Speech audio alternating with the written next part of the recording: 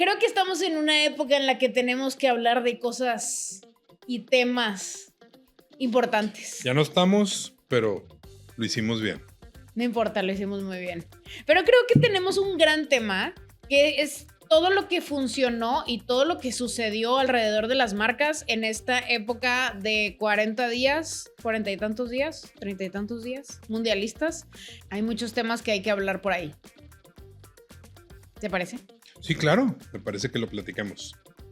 Platiquémoslo. Hola, hola, yo soy Hafsa Sufé. Yo soy Giovanni Lobato y esto es Pláticas en Casa. Con el episodio mundialista. Edición especial. Edición especial mundialista. Muy bien. A ver, híjole, hay muchos temas, pero comencemos en orden. Va. Primero, todo el tema que fue el altísimo costo de la licencia y del patrocinio oficial para el Mundial. ¿A qué nivel que marcas que conocemos internacionales o marcas nacionales muy poderosas no entraron? O sea, estamos hablando de marcas de alto consumo que les convenía muchísimo y que simplemente decidieron no entrar. Tengo entendido que en este mundial, o sea, se potencializó el tema de los costos, o sea, un 1000% en comparación con Qatar. Sí, o sea, fue muchísimo, tanto desde la venta de boletos hasta el tema de los patrocinios, toda la interacción que giró alrededor del... Todo, es más, siquiera mencionar, no sé si siquiera podamos mencionar el nombre, porque también estuvieron muy así de que mencionas un nombre, mencionas... Ya. Pues sí, le ponemos ahí algún sonido para... Un disclaimer. No, sonido para taparlo, pero a ver. Primero, empecemos por la falta de claridad en las reglamentaciones que hubo por parte del organizador internacional hacia las sedes. ¿A qué nivel? A que un banco pagó el nombre del estadio, hizo la renovación del estadio, invirtió en los colores, invirtió claro en obra de renovación y de adaptación del estadio. Y a un par de semanas de empezar, les dijeron, amiguito, no se puede. Y ahí es donde viene un tema de marketing bien interesante porque hubo reacciones sobre eso.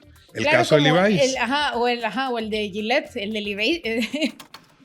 Me trabé otra vez. Sí, está demasiado interesante el de Gillette también. Pero el de Levi's fue el primero porque fue el primero. Para quien no lo tiene en contexto, que seguramente todos lo vieron, en el estadio donde Levi's es el patrocinador principal, como no podía aparecer la marca porque no pagaron la licencia y estaban usando el estadio que ellos sí pagan para poder tener su logotipo ahí como sponsor principal, le pusieron una tela blanca, pero se quedó la forma de la etiqueta o del logo principal y Levi's le dio la vuelta y lo convirtió en una campaña. Claro. En una campaña en donde sacó merch, en donde sacó cosas que justamente hacían referencia a este logotipo tapado, lo cual fue una muy buena reacción. Claro. Lo mismo hizo Gillette, en donde hizo como espuma. Como espuma alrededor para tapar su logotipo en el mismo estadio de Gillette. Y después se subieron obviamente marcas para hacerlo a propósito, que no lo necesitaban hacer, pero lo hicieron. Claro, como el de Heinz. Sí. Y ese también estuvo perfecto porque ahí ellos ni siquiera hicieron nada. La cosa es que la catsup y la mostaza dentro de todos los estadios de Estados Unidos les taparon con una cinta negra el logotipo. Y ellos agarraron esa cinta negra y lo hicieron también campaña offline. O sea, en todas partes lo pusieron. Sí, hicieron una edición especial con esa cinta negra. Claro, de que no necesitas reconocerme, no hay otra forma que no me reconozcas. Y a eso me refería con que había marcas que tenían la capacidad para hacerlo, pero el hecho de tanta restricción y tantos bloqueos en el proceso para poder comunicar y qué es lo que sí pueden usar y qué no, fue lo que yo creo que en marketing y en el equipo de comunicación decidieron invertirlo mejor en una campaña o de ambush o en una referencial o en una lateral, que la verdad hubo muy buenas, o sea, hubo muchos ejemplos. Creo que este mundial nos va a dejar muchos casos de estudio. Seguramente ya cuando hagamos las cuentas de cuáles fueron los beneficios y qué fue lo que sucedió, porque todavía no tenemos claro en realidad cuánto fue la derrama, cuánto es lo que está generando, porque va a haber efectos. Los que ya vemos son de inmediato plazo, va a haber efectos a mediano y va a haber efectos a largo plazo, que ahí es donde creo que va a haber cosas interesantes para México.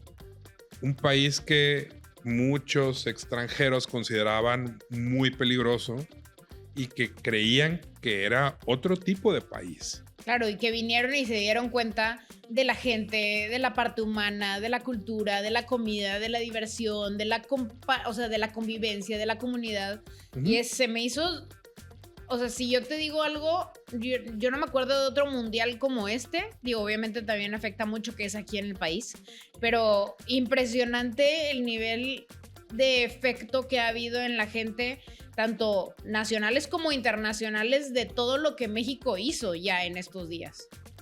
Nos va a dejar muchos aprendizajes en el buen sentido para buenas prácticas, aprendizajes de cómo, a pesar de que un equipo no cumplía con la expectativa que todos teníamos, superó las expectativas y creó una esperanza para los siguientes años, pero también creo que aprendizajes de otro tipo.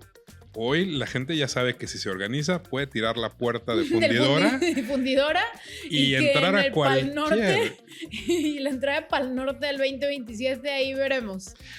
Hoy muchos jóvenes ya se dieron cuenta que interactuar entre personas puede estar divertido y el barrio antiguo se reactivó de una forma que tenía... ¿Qué te gusta? 20, no, al 15 menos años, 15 años. 15 años. Sí, 2010 fue el declive, entonces yo creo que sí, entre 16, 17 años que no veías ese lugar así. Pero también aprendimos que el crimen, por más de incógnito o por más de anónimo que quieras hacerlo, las cámaras empezaron a identificar a personas. Ya hay cámaras, ya hay todo, ya hay videos, ya hay TikToks, ya hay Reels de todos. Exactamente. Hasta tocó que una persona random me dijera, te vi en el FanFest porque me vi en un Reel random. En un Reel de gobierno. Pero bueno, así es esto. Entonces, hubo muchos aprendizajes. Otra de las cosas que pudiéramos destacar fue esta campaña específicamente para el juego de Inglaterra, la campaña de no a un idioma y cómo de pronto entre agencias, entre community managers, entre creadores de contenido, entre tipos de quién era el responsable de hacer la campaña de la marca, algunos lo entendieron bien y otros nada bien.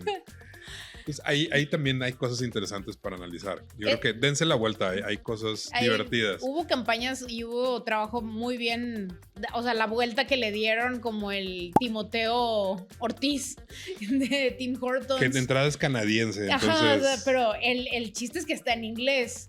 O sea, pero hubo muchísimo, súper bueno, el Talla Papi del Scrub Daddy, también. La traducción ya hizo todo el juego que necesitaba. Y el error de HB, que ese fue gravísimo. Porque como Whitezican.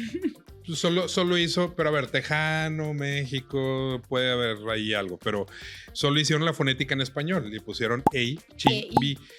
Cuando tenían el HEP, ahí estaba puesto en la mesa. Todos lo hemos escuchado, todos lo hemos visto y no lo vieron. Y así muchas otras marcas. Entonces... si a esto le agregamos todo lo que otras marcas tuvieron que hacer, como el ambush, como que usar colores sin poner marcas. No decir ningún...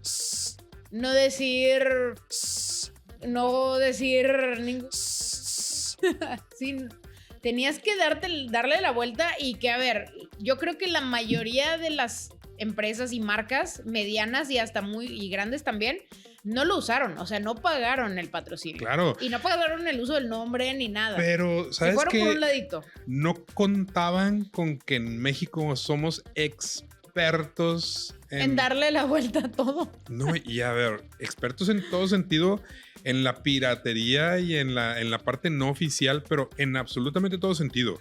Yo vi camisetas que no eran nuevas, oficiales, pero que tenían hasta la etiqueta de Adidas y todo, y te costaban 200 pesos. Todo exactamente igual. ¿No te das cuenta entre una que sí era original con licencia y una que... Oye, pero es que vi que las hicieron aquí.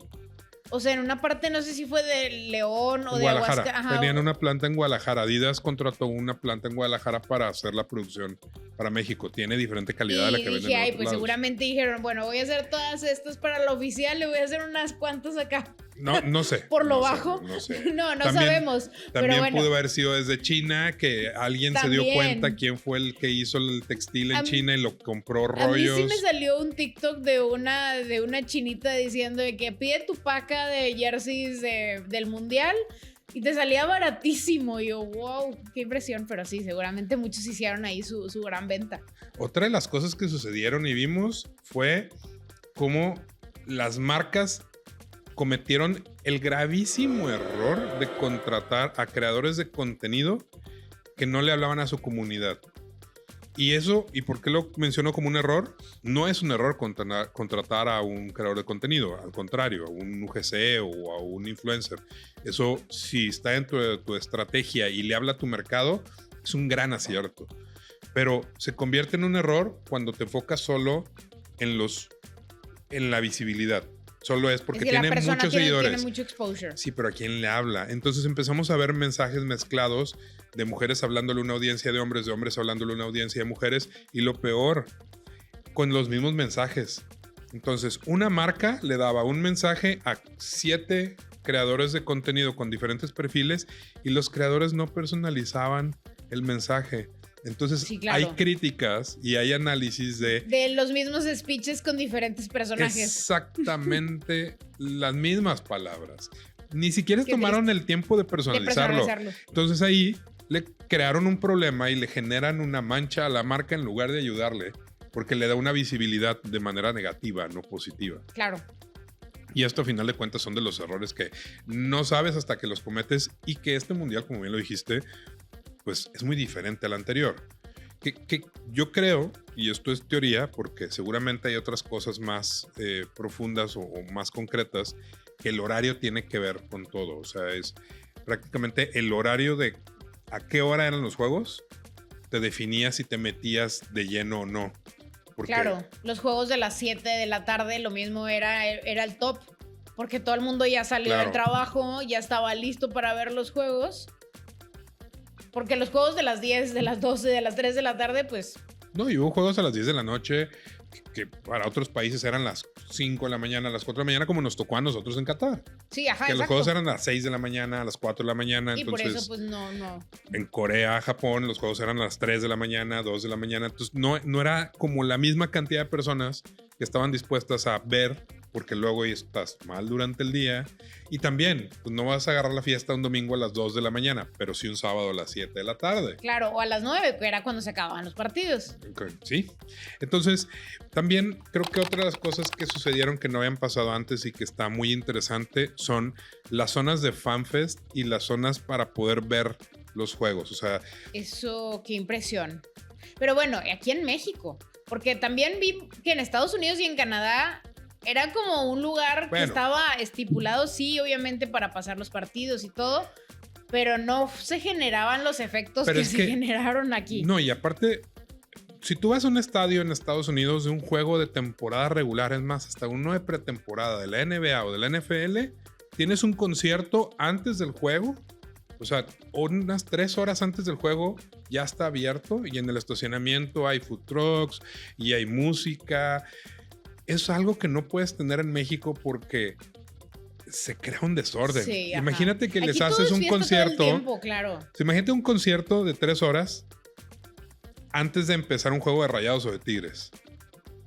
O sea, para La el gente ya momento. llega, para el momento en el que- como bulto al partido. Para el momento en el que entren al estadio ya va a ser un problema, ya van llegando directo a buscar problemas. Entonces, también eso es un porqué, ¿no? La naturaleza del porqué allá, si hay esta tradición, y si son mucho más de parques y de tener eventos al exterior, y aquí, pues entre la temperatura y la organización del consumo de alcohol en lugares públicos, es todo un reto, ¿no? El latino en general, no solo el mexicano, es muy intenso en la fiesta. Sí es. Muy intenso. Pero eso creo que fue de las cosas que hablaron bien de nosotros. Sí, ajá, de la pasión con la que buscabas, estabas, convivías, claro. Otra cosa muy interesante, el involucramiento de los gobiernos y de las administraciones municipales en todo el tema, algo que tampoco había sucedido. Obviamente todo esto pasa porque somos sede, porque si no fuéramos Claro, sede, a nadie no lo le- haces. Ajá. Pero el hecho de que teníamos juegos aquí, de que había personas de diferentes lugares del mundo Hasta que las estaban montañas se viajando. veían, ya no se ven de nuevo. Casualmente había fábricas que en esas Casualmente. fechas Hicieron un paro laboral. Ajá. Pero bueno, ahí nos demuestra de dónde viene el problema. Ojalá y lo aprendamos. Entonces, sin entrar tanto en tema de política, o sea, a ver, y voy a hablar directamente. Creo que quien lo hizo muy bien en cómo hizo el proyecto fue el municipio de San Pedro, porque le crearon una imagen que no era ambush, sino que ellos utilizaron de inspiración, no quisieron parecerse, utilizaron de inspiración ciertas cosas, porque casualmente su logo es el mismo que Sí. el de la FIFA, ¿verdad? Esa fue casualidad, eso no estaba en la mesa. Pero se inspiraron, lo hicieron muy bien, crearon un jersey, crearon dinámicas, hicieron una zona, pero lo interesante es que hicieron una zona no para vivir la fiesta con alcohol, sino para la que fuera familia. fuera un lateral. Exacto. Yo creo que eso fue muy importante porque todos estaban enfocados en la pantalla y la cerveza y la zona de tolerancia y la pantalla y la cerveza. Y esto fue más bien, pues, juegos, Familiar. interacción familiar, pasarla bien. Y se anclaron de el mundial, sí, pero realmente no tenía que ver con el mundial. Pues digo, al final sí terminaron poniendo una pantalla para algunos juegos y tenían una zona, pero también esto viene de el alto costo que tenía poner un juego en un espacio público. Al principio había hasta el rumor de que ni los restaurantes lo iban a poner por el alto costo del pagar el permiso, pero ya después se clarificó y era únicamente en lugares con acceso de más de 1,000 personas. Entonces, si en un restaurante le caben 500, 600, no hay problema. Podías ponerlo con tu licencia normal de ViX, que nuevamente Televisa compró la mayor parte de eran las 2,000 licencias. pesos que te costaba para ver los partidos de todo el mundial. Que, a ver, 2,000 pesos es un montón de dinero también. Solo para un bloque de un mes, claro. Sí, ajá. Sí, definitivo. O sea, con eso pagas 4 meses de otras plataformas. O hasta más. Pero bueno, entonces, pues ahí sí es negocio y sea a quien le guste, ¿verdad? La pausa de hidratación. La pausa de hidratación. Y los costos de los comerciales en la pausa de hidratación eran muy similares a los del Supertazón. Pero a ese nivel estaban. ¿Cuántos eran? ¿Cuántos cabían por cada pausa? ¿3? ¿4? Había variables porque de pronto, a eso sí no me consta, esa parte no la tengo documentada, pero cada cierto tiempo regresaban a señal. Entonces ponían 4 o 5 comerciales, regresaban a señal, ponían una tontería de que la repetición y regresaban. Seguramente por un tema de reglamentación, de no poder poner bloques comerciales tan seguidos, pero de nuevo, nos las ingeniamos para hacer que suceda. Claro. Creo que quedan muchos aprendizajes de este mundial. Creo que también unió a México de una forma bien interesante. Sí. En cuanto a comunidad, a reconexión, lo puedo ver también en personas que jamás habían visto el fútbol o personas cercanas mías. Hasta yo me puedo considerar en esas mismas personas. Y entender y conocer y ver esa pasión se me hizo súper interesante, súper padre, la verdad. No me voy a convertir en FIFAs, no va a pasar, pero se me hizo algo bien padre haber vivido esta temporada siendo sede, viviendo el mundial hasta el 5º partido. Sí, yo creo que eso es de las mayores cosas que creo que nos podemos quedar. Más allá del fanatismo por un deporte, más allá de estar apoyando solo a un país, se convirtió en un momento coyuntural de la sociedad en donde todos demostramos que podíamos ser educados, porque al final del juego contra Inglaterra, al contrario de lo que se pensaba de que podía haber agresiones para la... Creo que hubo más contra Ecuador. Bueno, es que con Ecuador ya traíamos ahí, una traemos friccioncilla. arrastrando un par de cositas y que son hasta legales algunas, pero con Inglaterra se tenía el temor de que la gente fuera a agredir a los ingleses por el hecho de que habían ganado. Y lo contrario, los felicitaban, los abrazaban. Sí, ajá. Entonces fueron los ingleses con una muy buena opinión y con una muy buena impresión de la comunidad. Y creo que también lo más importante es que como mexicanos nos dimos cuenta que podemos hacerlo bien, que podemos ser ordenados, pero también que tenemos que tener cuidado con los que no son así y que tenemos que tener cuidado entre nosotros y tratar de mantener eso, ¿no? El orden. Y a final de cuentas nos va a enseñar también a tener cuidado con esas cosas. Claro.